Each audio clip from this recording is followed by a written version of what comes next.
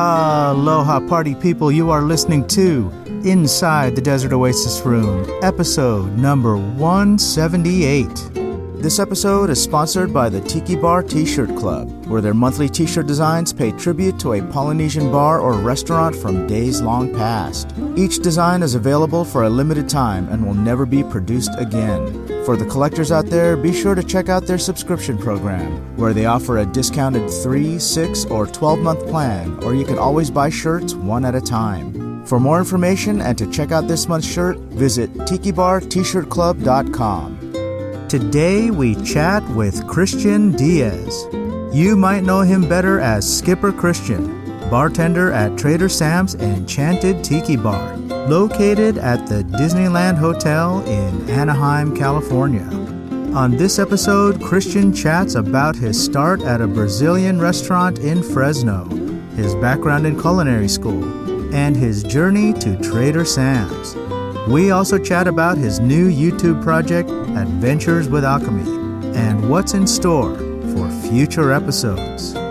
As always, I hope you enjoy this episode as much as we did bringing it to you. If you enjoy this podcast, please consider helping us with your support during this challenging time. Stop by desertoasisroom.com to check out our merch or leave us a tip.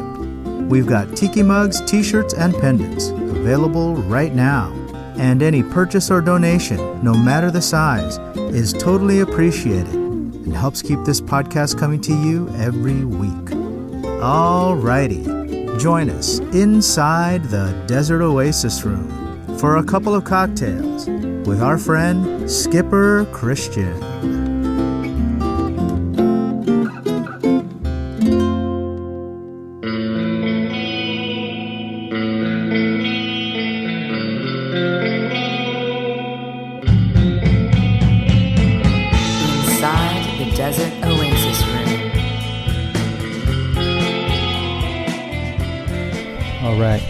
What do you need? Nothing. I'm just geeking out on your stuff over here, man. Such a cool bar, bro. You've done such a good job. Thanks. Seriously. I'm an amateur bartender. I've never worked in the industry. And yet you still have a nicer bar than most people. Thanks. And so I may have some holes there that need to be filled.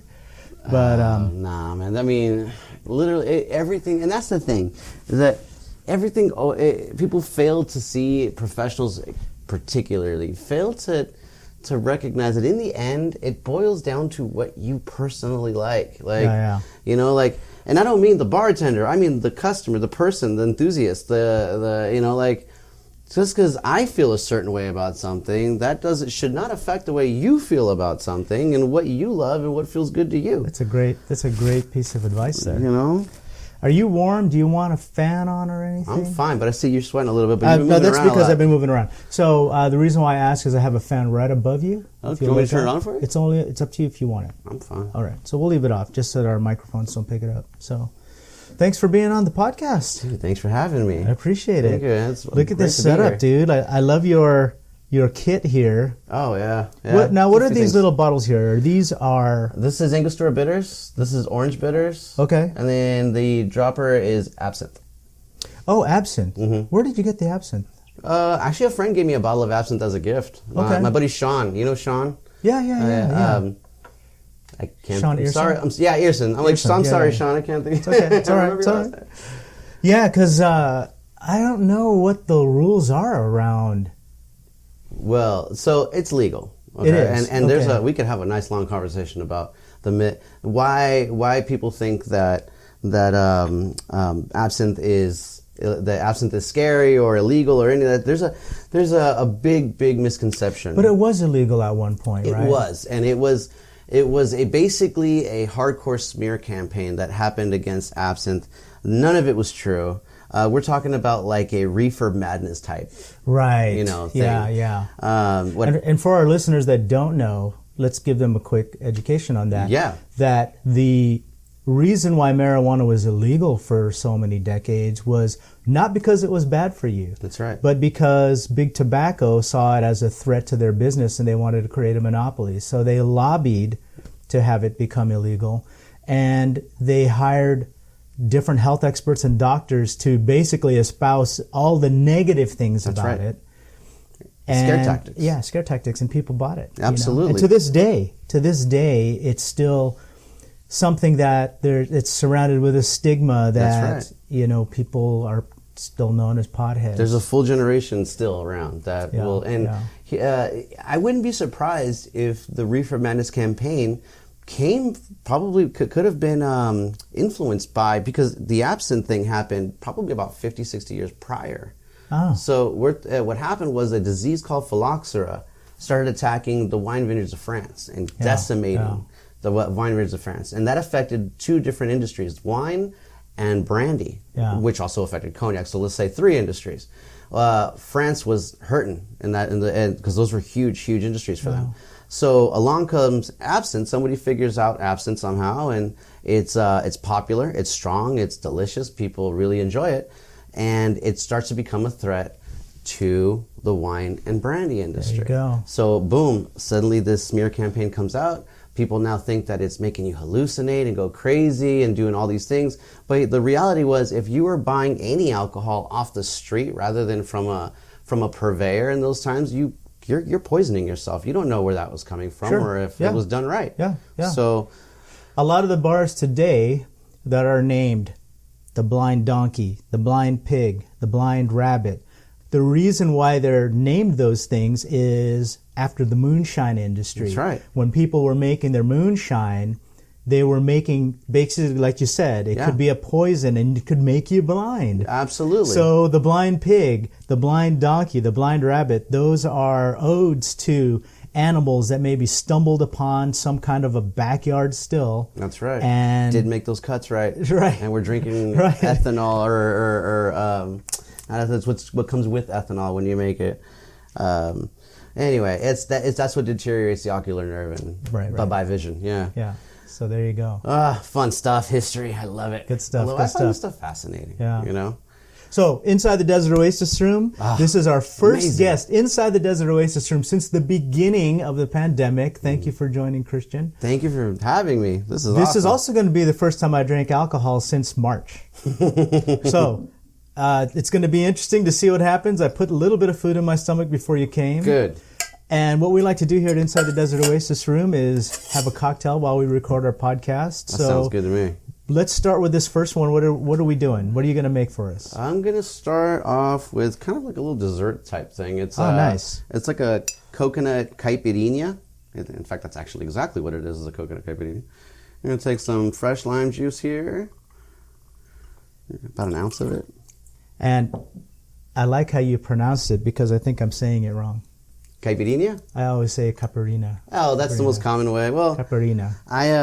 I worked in a Brazilian restaurant for 6.5 years and with a bunch of Brazilians, and that's actually where I got my start as a bartender. And so caipirinhas, mojitos, and all those things, bachitas, I was making those every single day. I was the barback, so all the cutting of limes and juicing and simple syrups and stuff, that was all me. I got taught and trained by someone else, but once Georgie had me trained, I was doing all that stuff for him, and he was the sexy Brazilian bartender, and I was an underling. You know what I mean? And I was grateful to be there. I was just like, of course. That guy got a lot of girls. He got a lot of attention. Yeah. When you're 21 years old, I get it. That's all you think about at 21 years old as a bartender. You're not thinking about the craft yet. So where did this happen? Where were you doing this? Say what? Where were you doing this? Where were you barbacking? This was in Fresno. Okay. Yeah, Fresno, California. At a place called Samba Brazilian Steakhouse. Samba Brazilian. Yeah. Okay. It's no longer around, unfortunately, but it had a good 7, 8 year. No, it had about a good 10-year run. Yeah. I was there for about 7 of them, and then I left for the last 3. Okay. That's when I moved here to Southern California. And when you went to Trader Sam's, were you a Tiki person? Not yet. I love how you measured it all, and then you just said, I was like, you know what? It's both of us. It's just for 2 of us. Why are we playing around? It's like a carton of milk. Why are you going to leave a little bit? Just do it. Hey, you know what? You know what happens in this house? An empty carton of milk gets left in the refrigerator. That's the worst. It's like the one time you want your Frosted Flakes, and we always, for some reason, fill the bowl before getting the milk. Right, exactly. I don't know why. Right? And then you get to the milk and But it's it's just not infuriating. bad. It's not bad if you don't have milk in there. Right. What's bad is like you get maybe 3 ounces of milk pour out, That's and then the you worst. still have a bowl full of dry frosted flakes, but the bottom half is soggy, so you can't take the cereal and dump it back in the box for later. Like why? Just why? Oh boy, did I forget coconut cream? Do you have any coconut cream, any chance? I don't think I do. Okay, that's all right. Take a look if they're... Then we're doing regular caipirinhas. Yay! So I can... Well, it's a little bit late. I have coconut milk that we can make something with. Nah, we're fine. We're good. So, because I sometimes I'll make my own coconut cream I'll take coconut milk and evaporated milk. Or I should say condensed Condensed milk or evaporated? Because they're condensed milk. And, both are delicious. Yes, yeah. What do you need? I need a straw just so I can taste test this. I have straws right behind you there. The big ones are above you too. Right behind the red ones. Aha. There you go. I know. First time you're in someone else's bar, you don't know where anything is, right? You have to.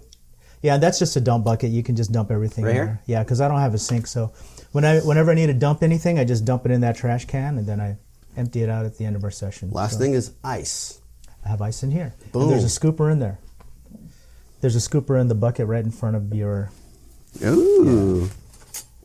This is one of the coolest bars I have ever bartended in, and it's not a professional bar, but it is pretty professional by my standards. Stuff out of the way.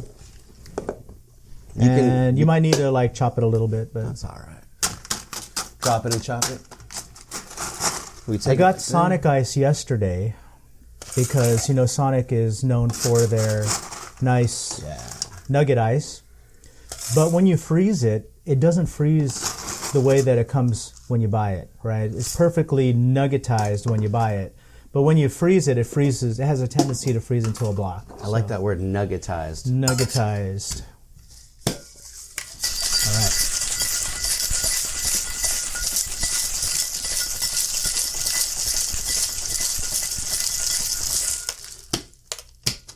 We joke around, the bartenders. The glasses are right behind you. About how we're all going to be dying our first week back to work. Right, there's those, and then there's Shorts? some below there. Yeah, so I have Mai Tai glasses or double rocks glasses in there, as well as... this will work. There you go. Yeah, seriously, because you're out of practice, right? Well, yeah. Have you been making drinks at home? I have, but that smells amazing. Oh, thank you. It's a little different from making thousands of cocktails in a day. Sure. Versus just a few. Sure. So yeah, it's plus. I exaggerate. Sometimes it's thousands, mostly hundreds. Hundreds of drinks with the shows included. There can be thousands, right? That wouldn't be unheard of. I mean, Disney, the Trader Sam's gets really busy. It's probably the busiest bar in the whole property, right? Oh, by far. We're one of the busiest, if not, I think we used to be in the top 3 busiest tiki bars in the country. I don't know where we stand today, but 4 years ago we were number 2 to 3 Dots and a Dash, and that's you need a strainer also up down. Strainers down there. Oh, we're good. We All right, awesome. Yeah, to be mentioned in the same breath as them, that's a huge honor. We love those guys. Yeah. So yeah, no, we're busy, and then of course you add the show element to it. That just adds a whole nother element of crazy. Right. And do you have a cutting board? I do on the side there, up against the wall, inside the bar. Inside the bar? Inside the bar, against the wall, and then there should be a knife in there. Yeah, I see that. I'm just going to move these two over here. And there should be a knife in there too. Thank you, in that sir. bucket. So well prepared. Thanks. The knife might need sharpening. Yeah, it's fine. I went to my mother-in-law's last week, and all her knives were dull. Dull. Yeah. So I brought her my knife sharpener, and I sharpened all her knives for her. So I have this sharpener that's got these little pieces of metal in there, crisscross, and you just run the blade over it. But I think I want to get one of those honing sticks. The honing sticks are great. The honing rod, or whatever. Do you know how to use those really well? I used to, because growing up we had one in our kitchen, and it's like shaving paper. I haven't used it since then. There you go. All right. Caipirinha de Brazil, the national drink of Brazil. Very nice. Very nice. Where would you like me to put the limes and stuff? You know what? I just leave. If you want, you can just grab a glass or something down there and just throw them in there. There we go. Oh, hit the floor. Put that there. Sorry. No. I just want to make sure I do the right thing. This is not my bar. You can do whatever you want to do. Or you can throw them away if you want. Oh, Doesn't matter to me. You can reuse it. All right, let's do a toast. You never know. Cheers. Cheers. All right. Thank you for having me. Thank you for coming. This place is amazing. Oh, that's refreshing. So good. What's the spirit in that? That's cachaça. Cachaça. Tell me about cachaça. I'm not familiar with cachaça. It's essentially Brazilian agricole. It's made the same way as agricole.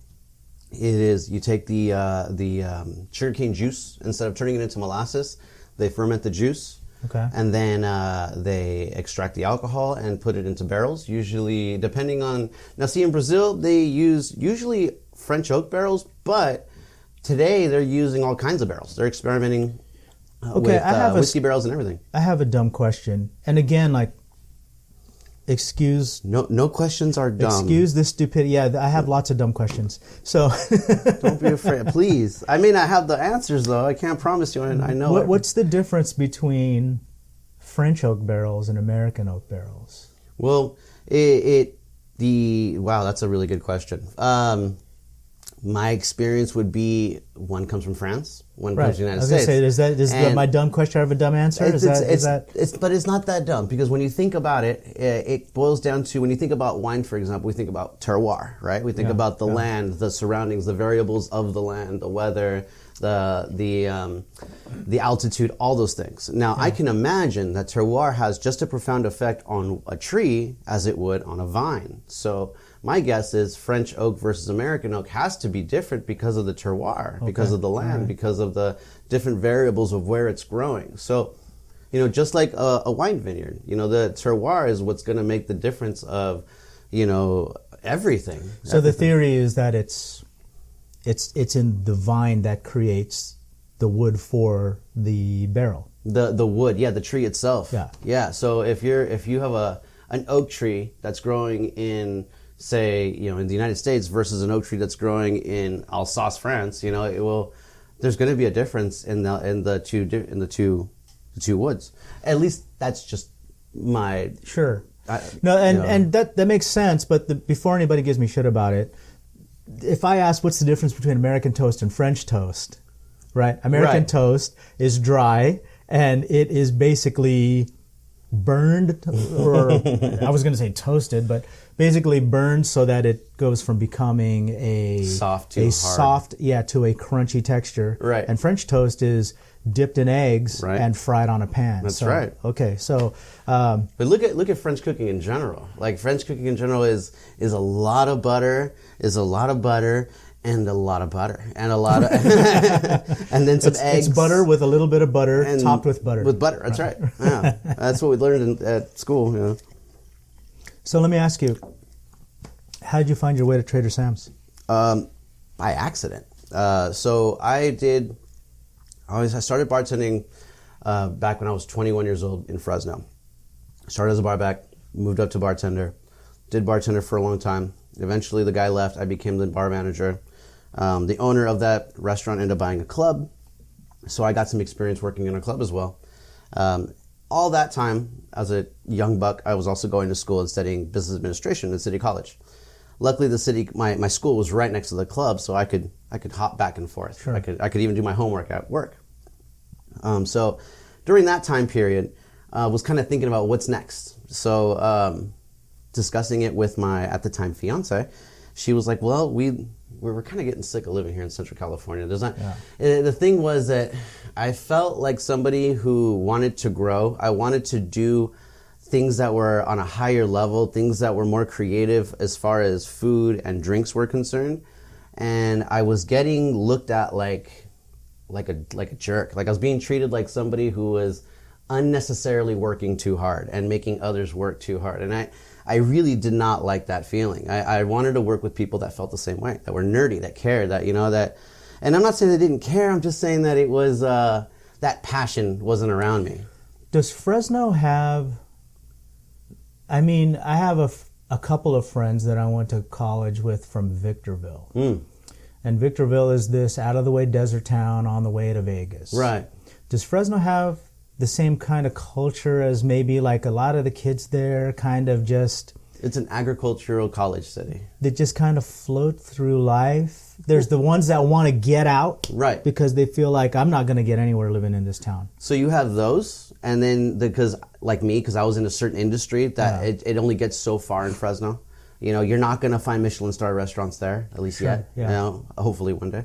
But let's say you want to work in agriculture. Let's say you want to work in wine. Let's say you want to work in that field. Then Fresno is the place for you. That's where you want to go. And that's how I ended up there. Was my dad. He was an agriculturalist. Agriculture. Okay. So he actually worked in wine. I ended up in the restaurant industry. I fell in love with the restaurant industry at a young age. And I knew then and then at 16 years old that that's what I wanted to do, that I wanted to own my own place. And that's still, now it's a distillery with a restaurant. The dream has grown a little bit, but it's still the same. The passion is still there. The love is still there. Yeah. And I wanted to grow and be around like-minded people. So I moved to Southern California, and I finished my associates in business in Fresno, came to LA, lived in Pasadena, and while I was there, I attended Le Cordon Bleu and got a... Oh, did you really? Yeah. I went to culinary. I figured I'd spend all this time in the front of the house. Why not learn the back? So, and I had done time as a prep cook and things like that, but never any serious, like, on-the-line cooking. So, wait a second. You went to culinary school for cooking? For cooking. So that could be well-rounded. Oh, okay. I just want to be well-rounded. I've experienced things in the restaurant industry where I've seen chefs and the talent of the house kind of hold their talent hostage. Like, and as an owner, you cannot allow those things. Yeah, you have to, I think as an owner, you have to be able to play every position in the house. I completely agree with you. And understand it well. So I completely agree with you. So I've always wanted to be that kind of person. Yeah. So I'd be like, oh, if you want to quit or if you think that you know better, get out of here. I'm the one who designed the menu. So, you know, things like that. So I went to school, learned the ins and outs of cooking, gained a deeper appreciation for ingredients and just everything in general. That elevated my thinking to another degree. I worked with people I never thought I would work with. I got to do events that I never thought I would do. It was an amazing experience. So, as somebody who went to culinary school, do you approach creating cocktails the same way you approached creating dishes? Yes. It's actually... And what is that? How do you do that? I drive myself crazy. So, the reason why I ask is, you know, I reiterate to people that I am not somebody who comes from a bartending background. I'm a home bartender. And I've learned a few things here and there from my friends that are real bartenders, that work in bars, that have written books, that kind of thing. And I create my cocktails by using a few different, I call them cheats, formulas. Hacks. Yeah. The golden ratio. That's right. Like a daiquiri formula. Like That's right. I took a daiquiri. 1 of sour, 2 of sweet, 3 strong, 4 of weak. Yeah, like a punch cheat or formula. Right. And I just plug in the variables.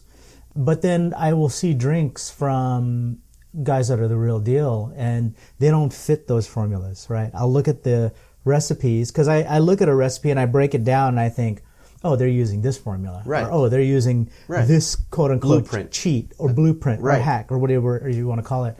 But sometimes I'll look at a recipe and I'll think, oh, this is like its own thing. Where did this come from? Where did this come from? And how did they come up with these ratios? Right. So maybe you can walk me through that. How do you, is that something that... Experimentation. You have to play. And that's just probably experience too, right? Right. And that's something that I press new and young bartenders and barbacks all the time.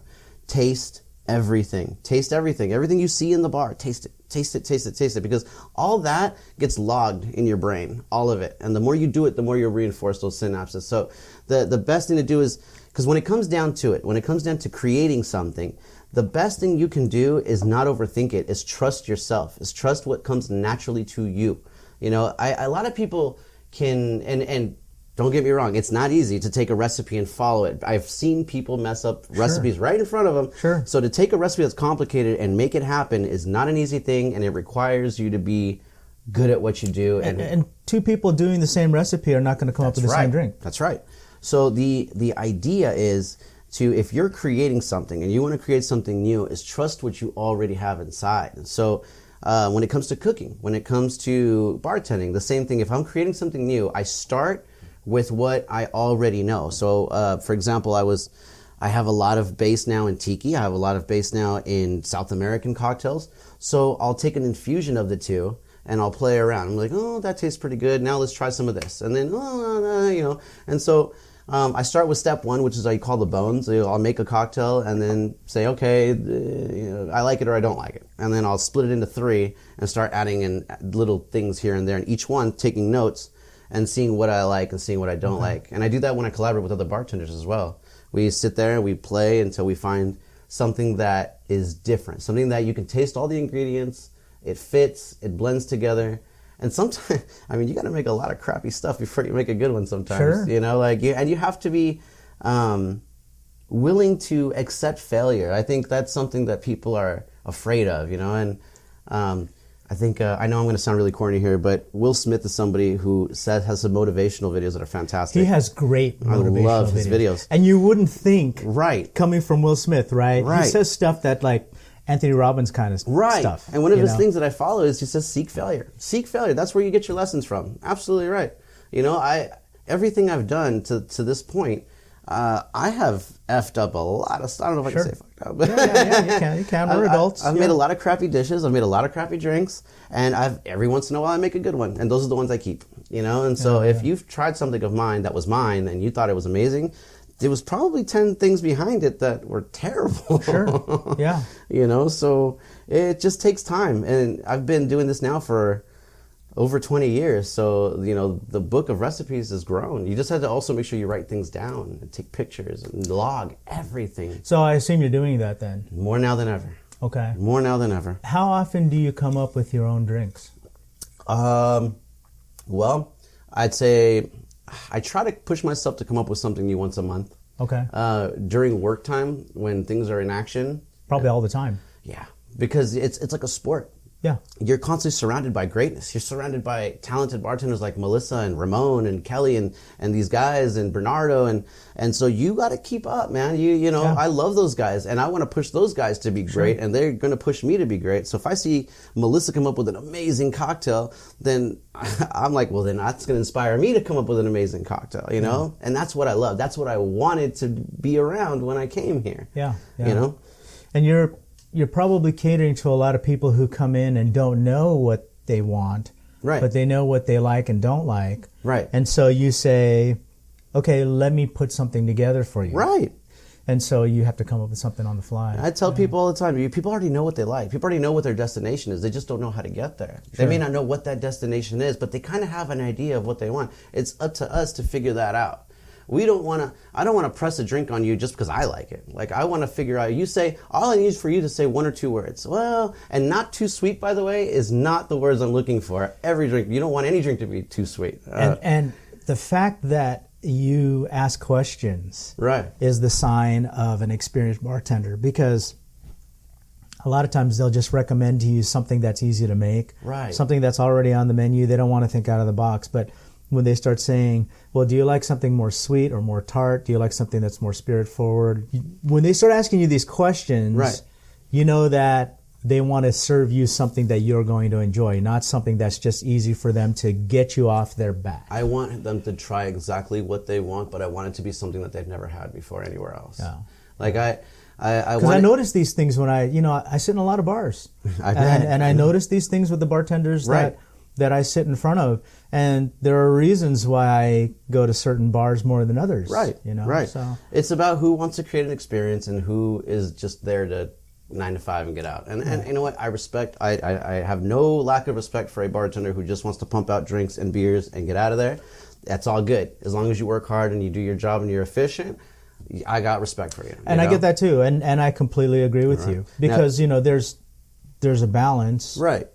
Not everybody has to be a craft bartender. I just happen to love what I do. I'm very passionate. And I love that you say that.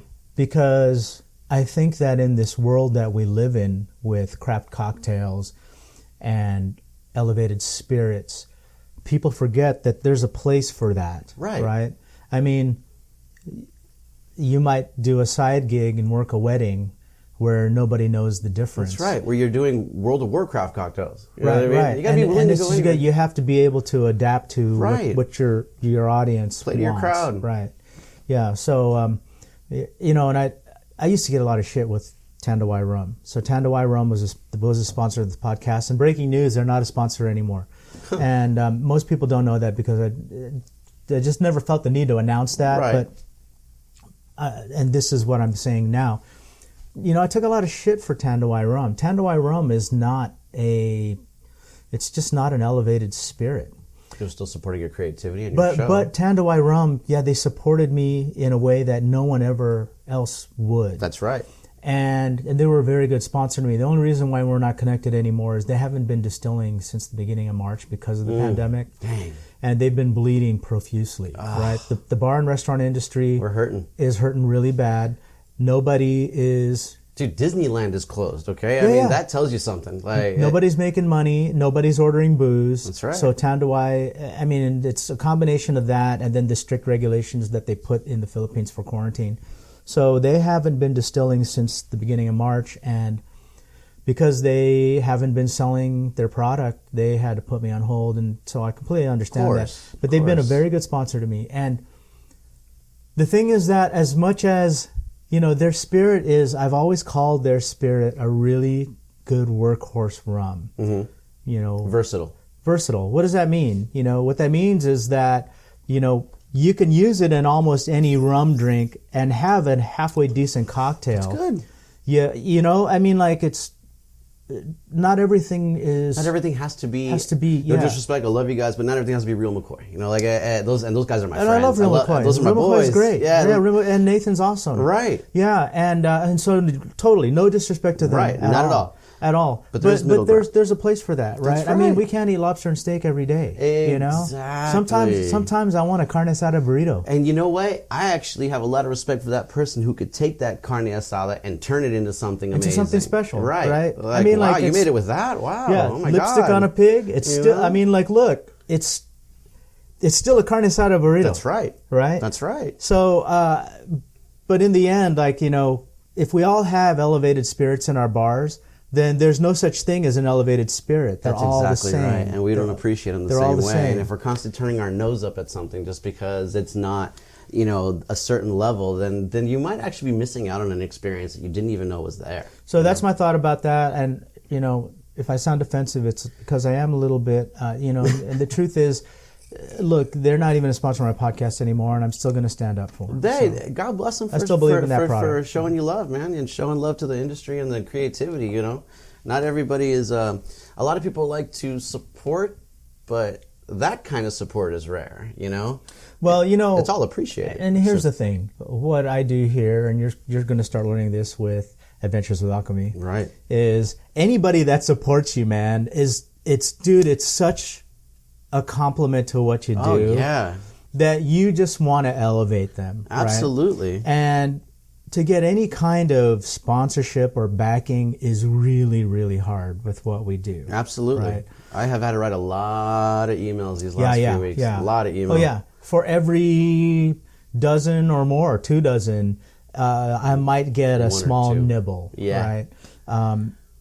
And so, you know, it's easy for somebody on the outside to not see that and say, ugh, why are you with them? Why are you, blah, blah, blah, you should be with Plantation, or you should be with blah, blah, blah. Well, call Plantation. Well, how about how about you call them and you see what they say? Yeah, absolutely. Because maybe it never crossed your mind that I already did. Yeah. You know? I've contacted everybody. Right. Dude, I've talked all the way up to the owner. Right. Of La Maison, you know? Like, oh, that's pretty cool. So it's Maison Ferrand. Right. And it's not as easy as people think. Oh, that's same. You're right. I shouldn't have this sponsor. I should have blah, blah, blah. I'll just call them and tell them. Right, know? right. So I am happy and grateful for any and every sponsor that I get. Every single one. I don't care if it's every share. Exactly. Everything. Every little tiny bit. Yeah. Even if you come into the bar to just say hello, I remember you. That means so much. Right. Like, I love it. I get it. Like, I love it. It's like... Bro, you know, you said something to me when we did the OCUSBG meeting. It was the Halloween party. The Halloween party. Yeah. I walked in, and you guys were prepping for cocktails, squeezing limes, and doing everything that you guys need to do. Yeah. We had to make our own order shot and everything. That was fun. I walked in, and I don't know if somebody alerted you that I was there, but I remember you turned around, looked up, and you said, "Oh shit, bro, that's family." Yeah, absolutely. I remember that. Oh, you are family. I remember that. Yeah. No, I just want you to know that those are things, those little things, you know. So when you have somebody who does a like or does a share or does, dude, it means so much. Yeah. When somebody just, I'll post on my group page and then they'll share it. That means so much, because you know what? For all the hundreds, and we see the people who view it. Right. For all the hundreds, that person decided to put it on their, they shared it. They put it on their wall. Yeah. Right. So we appreciate that. Absolutely. So absolutely. Yeah. All the support in the world. Not only do I appreciate it, but my wife appreciates it. My kids appreciate it. All of that, because it's, I represent them, you know, and sure. Adrian, you represent your family, you know, sure, and we represent, you know, part of a small piece of the Tiki subculture. So we're we happy to hopefully keep that energy alive amongst the, you know, the Ohana, because that's how it should be. right. I love it. So I got a bunch of questions for Ask you. Away, fire I've away. got like Trader Sam's questions. We'll start making another drink in the meantime. Oh, dude, so then I got to down this one? Oh, no pressure. No pressure. I still don't even know what I'm going to make yet. Let me know what you need. I have more. I don't put my good stuff out, and let me tell you why. I already know what I'm going to make. It was years ago. When I first built this room, I had a big grand opening, housewarming, whatever kind of party. It was 10 years ago. So for those that weren't invited, I probably didn't know you back then, so I apologize. But the next time I have a party, which I haven't had in years because I hate the prep and the cleanup. That's a lot, dude. I don't blame you. I will let you know. But anyway, I had a big party. I put all of my aged spirits on the shelves because when people take a picture of the shelf, you want to have all your good stuff out. Of course, especially when all your friends are bartenders and Tiki people. Yeah, they're all going to look at what's on the shelf. That's exactly what they all. That's the first thing immediately. They do. And we have this party. I had 140 people. There were more people at this party than there were at my wedding. Here? Here. Oh my God. Here. But they were all spread out throughout the house, and they all didn't come at the same time. They all came in shifts. Some came during the day, some came during the evening. But anyway, I had 140 people. We went through tons of booze.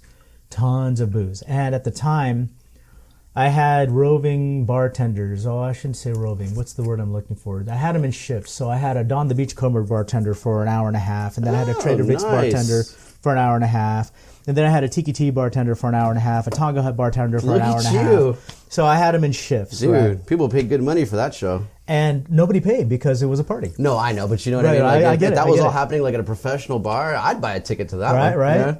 At the end of the party, we clean up. The next morning, I'm gathering all the empties and putting them up on the counter. Okay. And wouldn't you know it, all my aged spirits were empty. No. All of them. I had probably a dozen bottles of aged spirits, all empty. And so I thought, none of my aged stuff's going up on the shelf anymore. And I haven't had a party in years, but I still am too nervous to put them out because I don't want them to just get dumped into a cocktail shaker with orange juice and pineapple juice and basically, be desecrated. And so I do have a bunch of good spirits that are not out. So if there's something that you need, let me know, and I may have it in a hidden place. No, so you have everything I need. I'm just looking for orgeat. Oh, it's in the refrigerator, so let me go get it. Oh, you got it. Cool. All right. Gonna make something special. All right. I think I will take you up on the fan thing now. Okay, so what you want to do... Okay. What you want to do is tip it down from the side that's closest to the wall. Tip it down. I tip it the other way. Oh. All the way. So that you can reach the back and turn the knob. Oh. So there's a knob there. There you go. And then you can adjust it to how you need to. It's clever. Oh, that's good. So for all of our listeners, I apologize if you hear the fan. That's to keep our bartender comfortable because he is making our drinks. Sweet. Simple hands. Good. I mean, small hands. Small hands. So give it a good shake. I had some of this the other day. Oh, it's good, man. It's very nice. It's very nice. Very aromatic. Very floral. I had. Oh yeah, we were talking about this earlier. I'll put it in a little shot glass, and and I'll take like a little sip of it. It's so good. Oh, you like drinking it by itself, huh? Well, just to get that taste, you know. Come on, baby. Yeah, how was It's fused itself shut. It's all right. I was making orange drop for the show right now. And last night I was playing around with orange blossom water, and man, that stuff is like perfume. Like it'll just, you open up the bottle and the whole room will just smell like orange blossom. Dude, I love it. It's great. So, I got a quick orgeat story. My son is 20 now. He'll be 21 in a couple months. And he was, I don't know, like 13 one time. When he turned 13, he had his friends over here, and they did a bunch of mocktails. Nice. And he was back here looking for something. And I said, what do you need? And he said, do you have orgeat? And I said, I said, I don't think I do. And he's like, how about almond syrup? And then I looked at him and I said, how do you know this? Like, how do you know that orgeat is made with almonds? Who taught you that? God bless them. Who taught you this shit? Right. Good for them. Which is funny. I can use this? Bourbon? Yeah, you can use whatever you want. I have more bourbon if you want a different kind. No, Buffalo Trace. Buffalo Trace is good, though. Yeah. Buffalo Trace is an example of a good workhorse bourbon to me. Exactly. No need to, I don't say waste. I don't need to use the good stuff always in a cocktail. I've got good stuff. I've got lots of good stuff. You know? Though, yes, you do. Yes, you do. It's kind of hidden in the back. For those of you who have never been here, this man has one of the coolest bars I have ever seen in my entire life. Oh, thank you. It is literally, I can't stop looking around, and it's like like Trader Sam's. Like you could just, your eyes are glued to the wall everywhere you look. Not quite as elaborate as Trader Sam's. So there is an animatronics, but I mean, you have an impressive collection of mugs thank you. and decorations and pufferfish. Appreciate it. It's amazing. I'll have to. I'll show you around afterwards. The collection that you see here is only 1/3 of my collection. Jeez. And if you need more ice, I can refill this. Sweet. Sweet, sweet, sweet. Yeah, we're going to have one of my favorite drinks. It's going to be slightly different than normal, but who cares? Still good. So I use plastic scoopers because the steel ones freeze. Yeah, there's nothing wrong with that. Makes sense. You guys use the steel ones because you make enough drinks that it'll never freeze. You go through so much. We actually run out of ice. Oh, do you really? Yeah. We at crushed ice particularly, we've actually run out of crushed ice before. It's like a regular thing during the summer. We just cannot produce enough crushed ice. So what happens when you run out of ice? We either tell people we don't have any more crushed ice, so certain drinks are not going to be the same or not available. And you can't go to another bar and grab it, like go over to the hotel? Or we have like one crushed ice machine, and when that thing is done, it's done. Oh. Usually throughout the rest of the year, it works fine, but during the summer when it's hot, we kill that thing. Yeah. We kill it. Now, what I've done in the past, which used to drive other bartenders crazy, was I would take some of the ice and blend it in the blender so I have crushed ice. There you go. And now what I do is I just carry my Lewis bag on me. So if it happens, I just you take do? my Do you Lewis really? bag. Yeah. Go in the back where nobody's looking. Just do you find that the ice is better that way? Oh yeah. Oh yeah. Putting it in the blender, you water it down. It starts to melt too quick. And putting it in a Lewis bag, especially if it's decent ice, you get it like this. Yeah. Got you.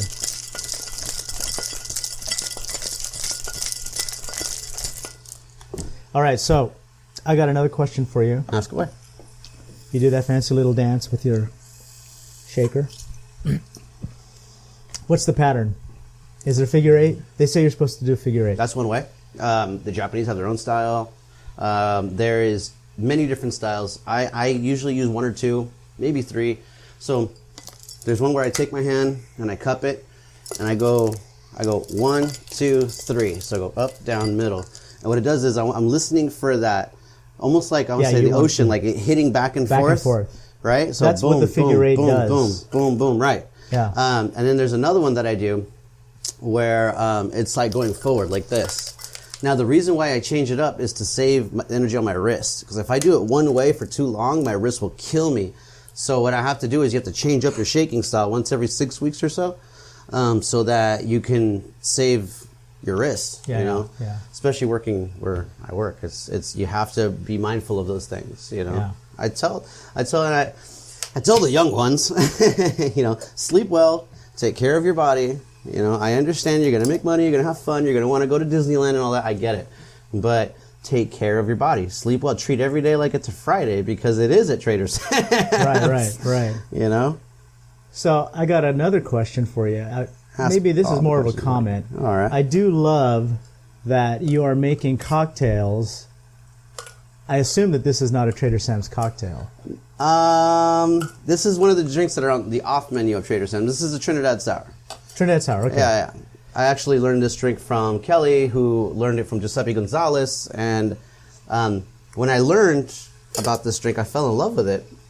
And I actually contacted Giuseppe and asked him if we were making the drink right. And yeah, sure enough, he was very happy with the way we were making the cocktail.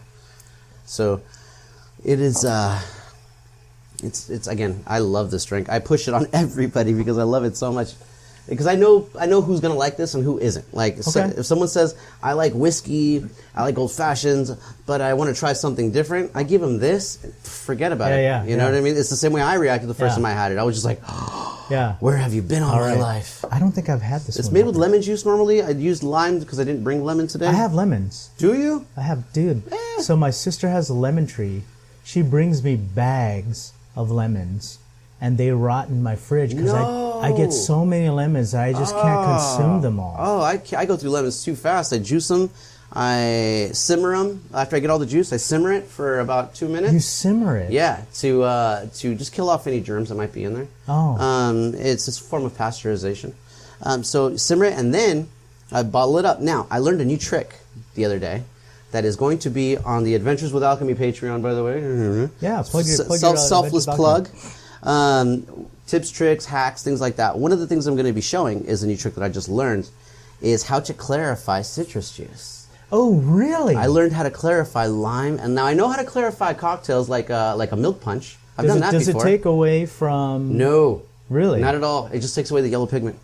Now, really? Yes. Now, remember what I was telling you earlier about the blue flower with the pH levels changing? Yeah. So I was telling him earlier about another little trick that I will be doing on the Patreon is that I discovered...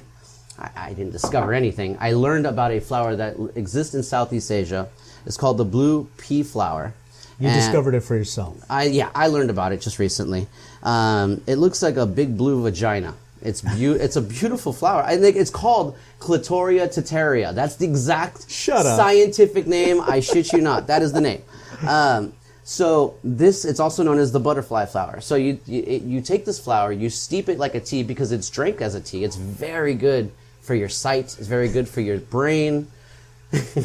I'm just thinking. I know. I'm laughing because I'm thinking. So if you get buzzed from it, do you get a butterfly effect? Yeah, right.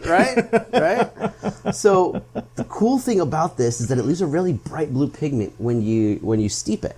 Yeah. And when you add citrus juice to it, it changes the color. It changes it to like a purplish magenta. It's amazing, and it's because the citrus changes the pH levels and there's a reaction. Yeah. So what I was thinking was, I'll clarify some lime juice or some lemon juice, and then create this cocktail that's bright blue, and then right in front of your eyes, I'll pour this clear liquid in and watch it as it changes color in front of you. Wow.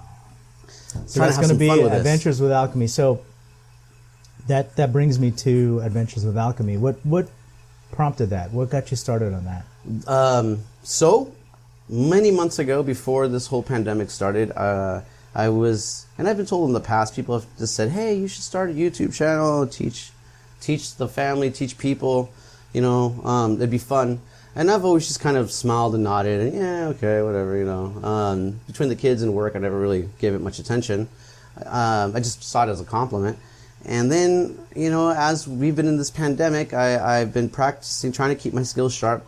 I started by, working on making spirits at home. And then I moved into just kind of studying knowledge, reading, getting into books. And then eventually the help from everybody, the support from everyone so I was making this project and people were supporting me through donations. And those donations gave me the idea. I'm like, hey, why not? Everybody's been saying you should start a YouTube channel. Why not? Let's give this a shot. Let's see what happens. So I thought about it. I talked it over with the family. I talked it over with the wife. Everybody agreed it would be a great idea. The wife and I decided to put our talents together and work hard. And yeah, so now we have this channel where we're teaching hacks and culinary. We're doing food and cocktails and trying to be fun at the same time. Real short videos, 10-minute videos, right to the point.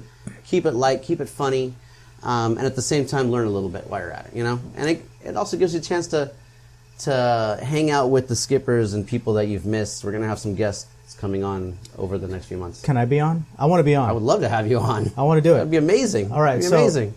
I'd love to be on there. I don't know what I'll make for you guys, but I'll figure that out. I'll use one of my cheats, hacks. Can you make a dish? Could you teach us something, maybe your I'd family love dish that. or something? We would love that. Okay, so I'm glad that you said that because I'm the cook of the house. Dude, and I cook. Have you ever had Filipino food? I cook a lot of little Filipino bit. food. No, I don't know, So- but we would love to have that. Learn.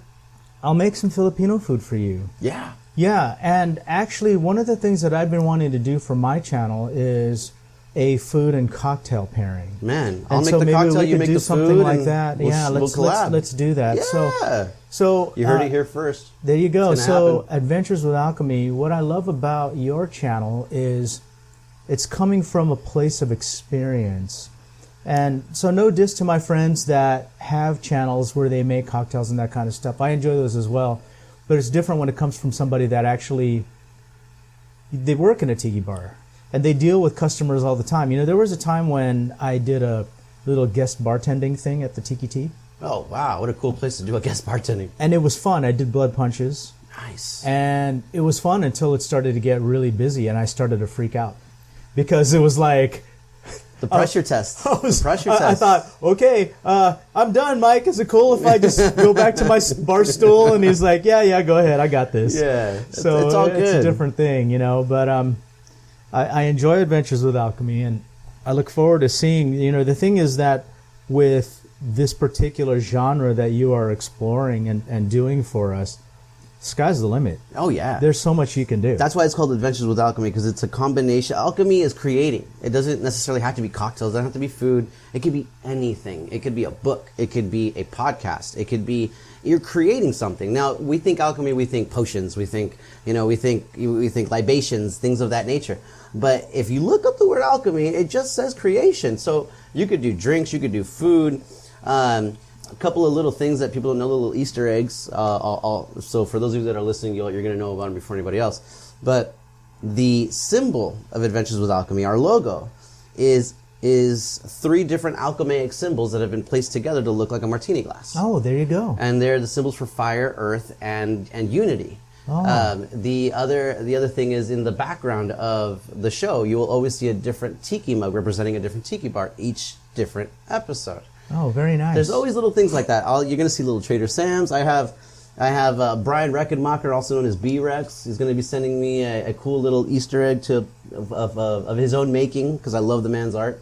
We're going to place that in there. And yeah, little things like little nods to all the talent that's out there because I love all you guys. You know, you guys are all family. Oh, I'm going to have to send something home with you then. Oh, absolutely. I'd be honored. Bro, I just tasted this. This is amazing. Right? Yeah. I love this drink. It's just so much flavor. Wow. People don't understand, like, Angostura Bitters is just full of wonderful things. And the way to really get it... so there's no spice in this? It's a full ounce of bitters. Oh, it's the bitters. A full ounce? Full ounce of Angostura Bitters. Wow. Yeah. And you open it up with a full ounce of citrus juice and a full ounce of orgeat. And then usually you want to use a high-proof rye. But in this case, a little Buffalo Trace. There's nothing wrong with that. Yeah. Nothing wrong with that at all. Wow. Okay, so I have a comment. As somebody who hasn't drank since March, I think I'm doing pretty good. Yeah. You're doing great. I don't drink. Last week I had more banana daiquiris than I care to say, but this is the first like. So I enjoyed that. So here's the deal. My wife is allergic to alcohol. So for all the people that are out there that see me in bars drinking alone, that's why. And for all the ladies, I'm sorry, I'm married. So my wife is allergic to alcohol. And, you know, early on, it was one of these things where she would go to the bars with me because I asked her to. Right. You want to be known as. Well, she was my wife, She's your partner. and she would come and she would support me, and she would sit in the corner and not drink while I got drunk with my friends, and she would patiently wait until I was done getting drunk with my friends and drive me home. And I one day just realized how selfish of me to make her come when she can't drink, And so she said, hey, I said, you don't have to go if you don't want to go. And she's like, yeah, I'm just going to sit in the corner anyway. You go ahead and go. So she lets me go, which is great. She lets me go and have fun with my friends. That's a good, really as long cool as I don't drink and drive. You're not doing anything? And I've spent many nights. Some give and take? In the backseat of my car, in the parking lot of the Better Tiki, than driving. Right. Woken up at 5:30, 6 o'clock in the morning and driven home. And so your banana daiquiri episode was very poignant for me because you had a virgin. And that's what I plan to do in the there. future. That's something that's friendly for everyone. And I thought, that's awesome. So I bought a bushel of bananas. Beautiful. Because of that. And both of you win. Yeah. Together. Yeah. And so she loves the banana thing. Good. So there was the banana. So there's the bananas Foster. There was the banana. Okay, so the buzz is hitting me now, by the way. That's all good. And so the virgin banana daiquiri and the regular banana daiquiri. That's right. And I have some other recipes I can give you for your wife that she would love. Oh, I'd love that. Oh, man. I'd love that. She'll love it. So when we have parties, we do like family stuff, right? We'll have Christmas and Thanksgiving, and right. maybe we'll have a birthday or Mother's Day or whatever. I'll make her a virgin drink, and she enjoys drinking with us as much as somebody who has something with rum in it or something with gin in it. Make her a virgin lime coconut daiquiri. There you go. Do a little lime juice, coconut cream, a little simple. That's all you need. Oh, I don't even know the recipe to that. I'll send it to you. Okay. I get it to you. Yeah. I top it off with a little Luxardo cherry syrup. So you get this white with that drizzle of black going down it. Yeah. And it's like a sour cherry coconut. I call it a cherry chibang. Oh, cherry very nice. Chibang. Yeah. So I'd love the recipe to those. Oh, yeah, I'd be happy to. Yeah, so speaking of Luxardo cherries, I don't remember where I was. I was with my kids. My son ordered a drink, and he got something with Luxardo cherries. And he wouldn't eat them, and he's like, "No, I'm not going to eat those." And I'm like, "Dude, those are like $1 a piece. $5 cherries. You can't leave those. Yeah, those are expensive. This jar is $20. Yeah, right. Yeah. I was like, dude, you can't leave those. If you're not going to eat those, I'm going to eat those. That's right. And I'm not just going to down them. I'm going to savor them. That's right. Yeah. So people don't realize how good and expensive those cherries are. At Trader Sam's, we get them by like the buckets. Ooh, see, the Luxardo loves Disney. They love Trader Sam's. So at that point, you must take them for granted. You must think that they're just like. Well, I think we do. I think we take a lot of things for granted at Trader Sam's. We're really spoiled. We are really spoiled. We work for a company that not only gives us a lot of freedom, more freedom than most corporate places, especially being Disney. They give us a lot of credit, and I give a lot of credit to, again, people like Kelly, people like Robert, who's our manager, because they've done a great job in setting a tone and creating the relationships and doing the political parts that they needed to do in order for this to happen. So we have the right type of leadership. We have the right type of passion and talent in the bar, and then we have the company that supports us fully. So with that in mind, we also get ingredients that most places don't get because we're able to order buckets of Luxardos. We're able to order, we order cases of Angostura bitters. Yeah. Cases, not just 2 or 3 bottles, by the case. That's awesome. So it's a whole different ballgame, when you have unlimited resources like that. And that's, again, one of the things that I wanted to do when I was back in Fresno is work for a place I wanted to work for Disney when I was back at Samba. I was like, I want to go work for Disney, but at the time I was thinking more like a chef. I was like, I want to be a chef. So when I finished, what happened was, going back to the Le Cordon Bleu thing, at the end of my study, I had to do an internship in order to graduate. It had to be a 6-month-long internship. And so I had a few choices. At the time, I was freshly married, and I was thinking family after I was done with school. So my choices were Sandals, the Bouchon over at Venetian, or Disney. And so I came home, decided to go to Disney. My family, my wife, my apartment, everything was already in Pasadena. So I came home, knocked on Disney's door. Disneyland said, well, the position you want, no. Yeah. Because I only had maybe 3 years of experience cooking, and the position that I wanted, like I was saying, hey, I want to work on the front line in Napa Rose, and they were like, no. Yeah. And I get it. We weren't talking the corn dog stand over on Main Street. Right. Yeah. I'm like, I just came back from the college program, and I want to work in your best restaurant on the front line. They were like, no, that's sorry. okay. You tried. I tried, and at the time, I was like, all right. Well, then I started working at at the SLS Hotel in Beverly Hills while I was waiting. And I just kept bugging Disney, because I as much as Beverly Hills... So you pursued it? Oh, yeah, I kept cooking. I just kept cooking while I waited. And eventually Disney called me back and said, well, we don't have a cooking position for you, but we see that you have all this bartending experience. Why don't you go try this new tiki bar we have called Trader Sam's? Trader Sam's wasn't even a year old yet. So I went. I didn't know what Trader Sam's was. I didn't know what Tiki remember. was. So I was going in there when it was new, and you weren't there yet. Nope. I was the first new guy hired to the original staff. Okay. On the anniversary. All right. On the anniversary, the first anniversary. So I get there. Trader Sam's is probably about 8 months old, 9 months. No. I'm sorry. About 11 months old at this time. And I go in to have dinner and have a drink. I sit at the bar with my wife. And again, I don't know anything about Tiki. I don't know anything about Trader Sam's. And all I see is shit sinking and things exploding and people going crazy. This fully immersive experience. And I like half of me is intrigued and the other half of me is like, is this like a joke? Like, what is this? Like, are these guys real bartenders, or is this just kind of a gig, a gimmick? Right. And I still wasn't sure until I stepped into the bar to work. I got hired as a bartender. I stepped into the bar the first day, kind of worried that I was stepping into I get it. And then I met Kelly, and I met the bar, and his vision and the vision for what he wanted to do. And at the time, it was like Kelly and 2 other people, and the rest of the staff was all from the Lost Bar, Right. So they were all these experienced bartenders. And I'd been to the Lost Bar. Right. Yeah. It was a staple for a while. At the Disneyland Hotel. And the original staff that was there was kind of they were a full generation before us. They had a different way of thinking. They had a different way of doing things. Yeah. And here comes me excited and Kelly excited. And little by little, the older generation moves out, new generation moves in, and now we have this full staff of crazy artistic people. Yeah. All moving in the same direction. And that's when Trader Sam's started winning awards and getting attention. And, so it's been a fun ride, man. 8 years now. And it's crazy where the world takes you. It puts you where you need to be when you need to be there.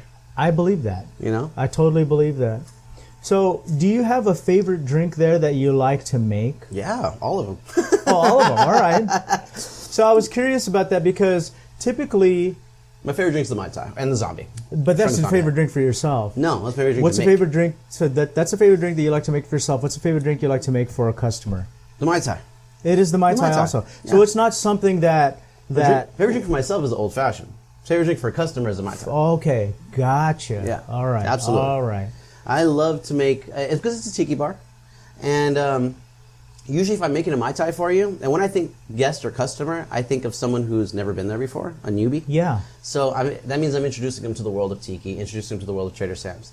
The best way to do that is to give them a drink that is going to be, usually when I get a newbie, they're saying, they're always thinking that our place is going to be full of sweet cocktails because everything looks so sweet and bright. So they're going to, something not too sweet is usually the first thing I hear.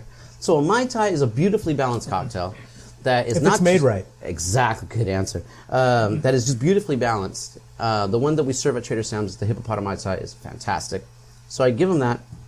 Usually they like it. It's a great starting point. From there you can go sweet, you can go sour, you can go bitter, and your palate is not going to be shocked by that.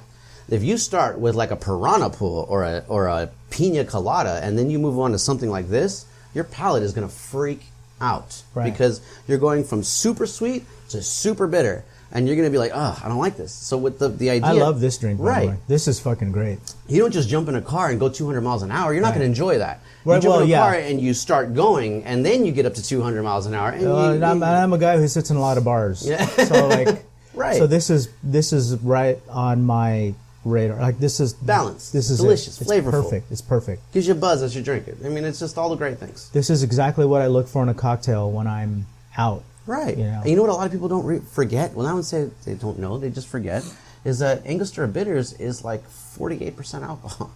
Oh, I didn't know proof. that. Yeah.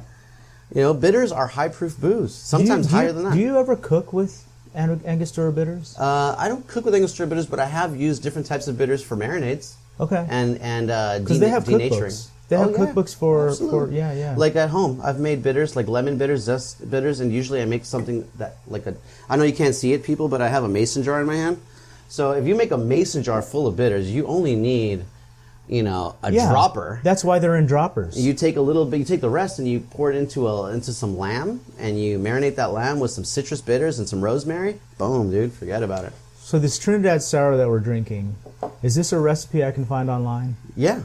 So let's talk about this, because I brought in some orgeat. I honestly, I don't think I taste the orgeat, but it's what's balancing out. I know that's what is balancing it out, because with an ounce of Angostura bitters, it's going to be a lot different without that orgeat in there. Oh yeah. And I suppose that orgeat is more of a subtle thing to balancing it out.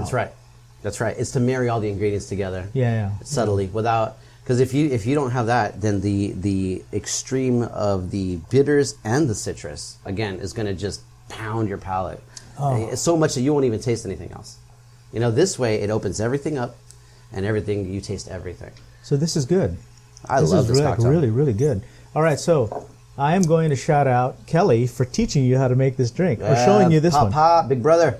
So Kelly, if I remember correctly, the last time I ordered this, I don't remember it being served in. Am I correct?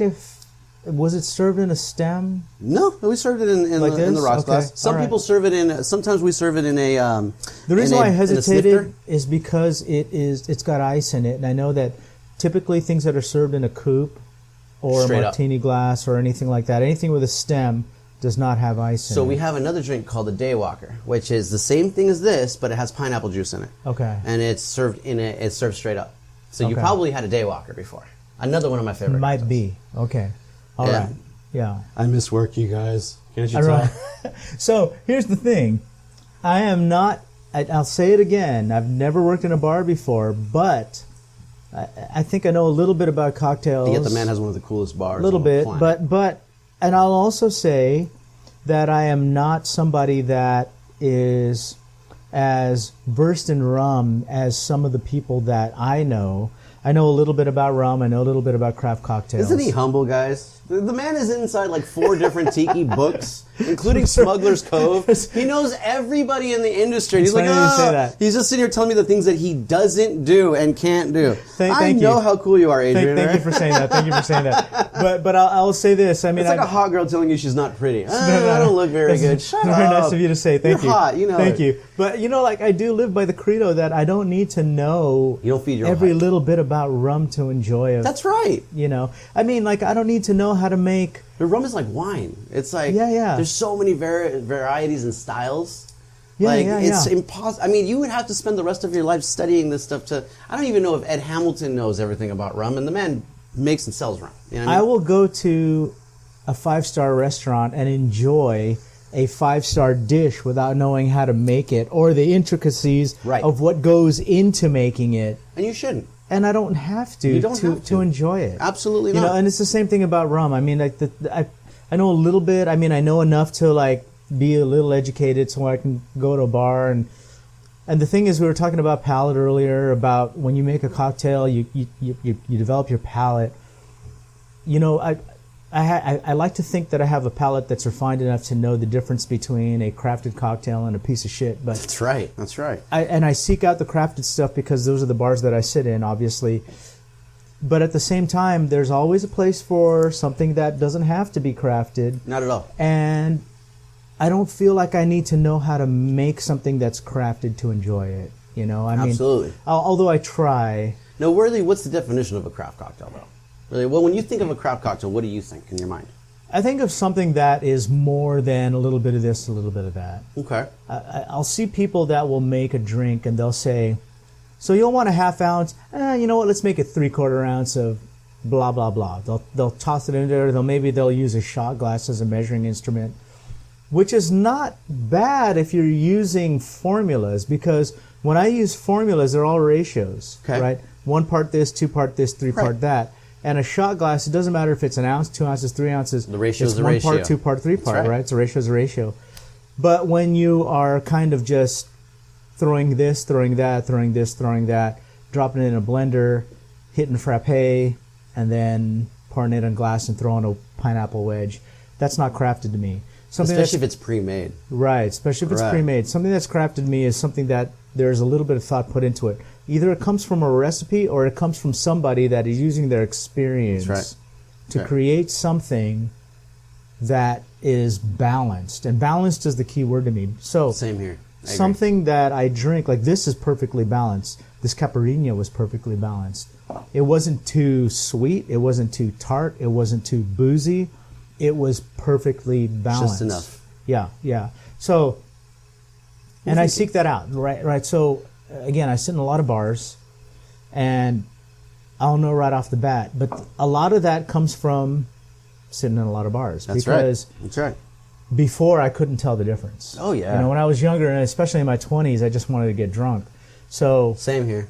Here. We all did. I drank a lot of Red Bull vodka back in the day, Hey, man, I drank a lot of kamikazes. And when your palate gets refined, it's the same thing with food, right? Changes, this is too salty. This is too sweet.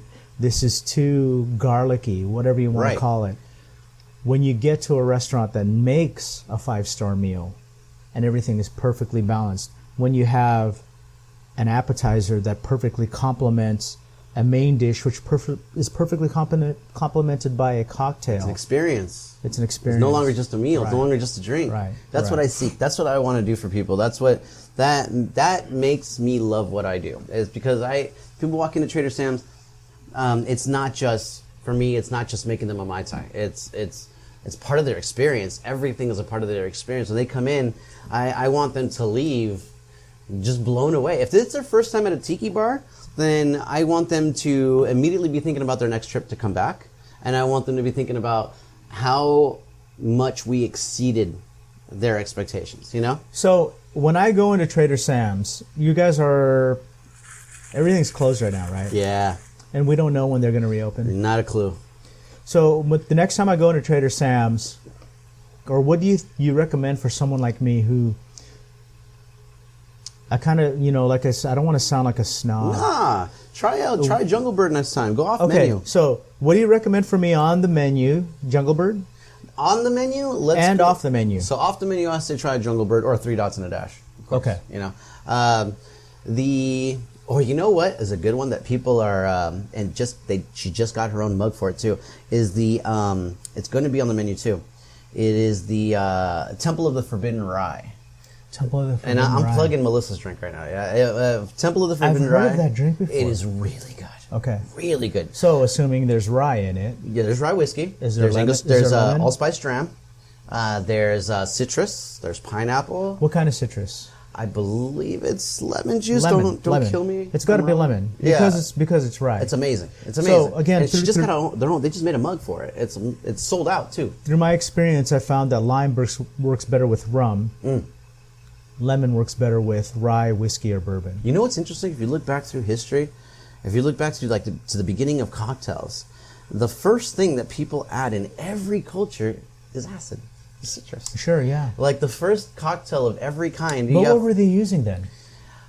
Whatever was available. The first ones were actually punch. I actually did that on the first episode. It was the history of the cocktail. The first real cocktail was punch. It was by the Indians, yeah. And then the East India Company. The sailors and merchants learned punch by traveling there, and then they took it back to the aristocrats. The aristocrats took it to the colonies. Colonies changed it to a bittered sling. Bittered sling became old fashioned. Old fashioned became or cocktail. Cocktail became old fashioned. Yeah. Very One nice. affected the other. Very nice. Wow. So let's throw out your Instagram, your YouTube, all that stuff. I want to make sure that all of our listeners are following you. Yes, please follow me. Adventures with Alchemy on Facebook, Adventures with Alchemy on Instagram, Adventures with Alchemy on Patreon, and the most important, Adventures with Alchemy on YouTube. We release a new episode every Friday. There's special content on Patreon, all kinds of cool tips, tricks, hacks. I love to find new things that aren't being done anywhere, and I try to incorporate them on the show. You're going to find out, for example, this weekend we're going to be doing a show on orgeat, top 10 orgeats that are out there, including how to make your own. I try to teach, and we try to have a good time. And nothing too serious, very short 10-minute videos, no more than 12. We just want to teach and have a good time and not lose your attention after 7 minutes. So join us, please. And then myself is just Skipper Cristian all around the board. You can look for me on on Instagram or Facebook, just Skipper Cristian. That's me. I love it. Yeah, man. I love it. Thank you so much for making cocktails for us, Cristian. Thanks for having me. I love it. For all you listeners out there, please follow our friends Adventures with Alchemy and Skipper Cristian. If you are ever in Southern California and you want to have an awesome cocktail by this man, stop into Trader Sam's. I know they're not open right now, but after this whole pandemic thing is over, come into Trader Sam's. It's at the Disneyland Hotel right by the pool. Across from the pool, you'll see it. Walk over to the pool and you'll see it. That's right. Come in and ask for Skipper Cristian and have him make you something special. Whether it's from the menu or it's something on his own, have him make you something. Seek me out. And I guarantee you will enjoy it. Especially if you said you heard about me on the Desert Oasis Oh, Road. there you go. Oh, man. That's There you extra go. special There you love. go. Extra special and stop love. by Adventures with Alchemy. Check them out on YouTube. Check them out on Instagram. And give them a follow. And let's support our homeboy here, all right? So Thank you. Thank you again, Cristian. I appreciate you guys. And I appreciate you being on the podcast. Thank you, man. All right, cheers and Cheers. Aloha.